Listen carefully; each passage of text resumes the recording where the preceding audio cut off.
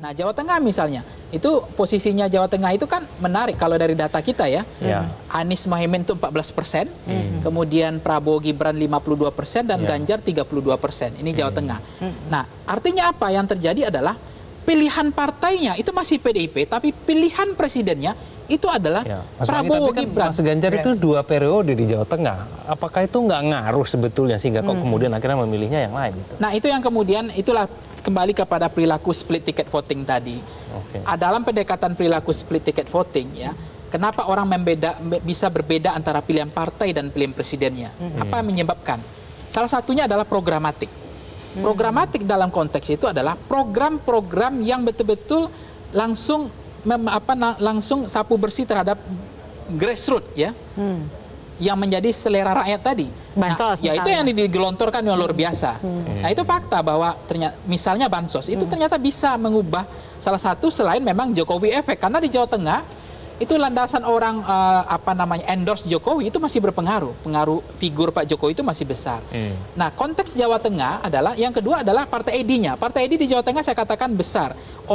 Partai ID itu kan orang yang merasa dekat secara psikologis maupun secara ideologis dengan partai politik tertentu. Baik sebagai membership, partisanship, atau sebagai kader biasa atau sebagai simpatisan biasa. Itu luar biasa. Makanya kalau kata orang ya di PDIP di Jawa Tengah kalau digorok lehernya ketulis di situ Soekarno, PDIP, Bu Mega gitu. Nggak ada pilihan lain. Itu fakta. Tapi begitu ada programatik, transaksional pragmatis, ada bansos, BLT, Raskin, ternyata itu bisa jebol gitu. Partai Edi nggak kuat untuk melawan itu. Nah, tapi jangan lupa bahwa yang dihadapi oleh paslon 01 dan 03 itu bukan Prabowo. Yang dihadapin itu Jokowi gitu. Jadi orang sering salah kemudian menghitung bahwa ini adalah Pak Prabowo. Enggak, yang dihadapin itu Pak Jokowi. Jadi ketakohan Ganjar itu dipertarungkannya di Jawa Tengah dengan Jokowi. Mas Dan boleh dalam konteks seperti itu, saya melihat ketokohan Pak Jokowi pasti jauh lebih unggul dibandingkan siapapun.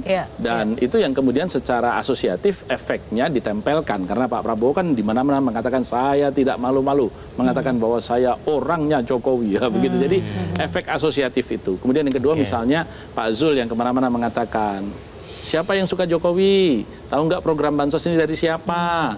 Tahu nggak anaknya Pak Jokowi itu siapa? Nah, itu kan sebenarnya efek asosiatif yang dicoba ditularkan. Dan hari ini dengan transmisi yang dilakukan melalui media sosial, dan saya katakan salah satu pilar pemenangan Pak Prabowo ini logistik yang luar biasa. Karena kita lihat semua influencer Instagram, Twitter, TikTok ya, dan jadi Facebook, semuanya itu di-hire untuk mempromosikan Pak Prabowo. Dan kita lihat orang-orang atau akun-akun yang selama ini misalnya sampai akun masak Mbak Kania itu ada yang mempromosikan Pak Prabowo. Akun yang selama ini pemberdayaan UKM tiba-tiba kurang sehari, kurang 2 hari mengatakan saya sangat terenyuh kalau mendengar pidato yang model begini ya. Jadi luar biasa memang. Dan mereka-mereka bisa dibayangkan seorang Raffi Ahmad yang followernya sampai puluhan juta seperti itu, berapa biayanya tuh sampai mau turun keliling begitu. Jadi memang logistik yang luar biasa, itu tadi saya katakan menopang kemenangan ini, ditambah taktik yang arsiteknya langsung saya lihat Pak Jokowi. Kemudian yang juga tidak kalah penting adalah ketika transmisi atau ketika kita berbicara penerusan salurannya itu melalui media sosial, bisa dicek kalau kita seorang internet marketer berapa social media ads yang dikeluarkan oleh paslon 02 ini untuk Facebook, Instagram, TikTok, Twitter dan seterusnya. Saya yakin jumlahnya akan sangat fantastik. Jelajahi cara baru mendapatkan informasi. Download Metro TV Extend sekarang.